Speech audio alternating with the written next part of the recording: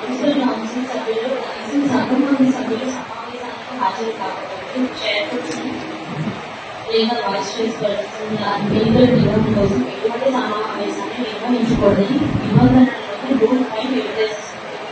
పైన రూల్ 5 ప్రకారం ఈ ప్రయోజనం కోసం జరిగిన ఎన్నికలలో చైర్పర్సన్ లేదా వైస్ చైర్పర్సన్ ఎన్నికైనప్పుడు సంబంధిత మున్సిపాలిటీ లేదా ఎంపీకి ప్రభుత్వ సెలవు కాకపోయినా మరుసటి రోజున తాజా ఎన్నిక నిర్వహించబడుతుందని మరియు రాష్ట్ర వైస్ చైర్పర్సన్ ఎన్నికల నిర్ణయించిన పక్షంలో మరుసటి రోజు ఎన్నికల కమిషన్ కోరకూడదని నిర్దేశిస్తుంది.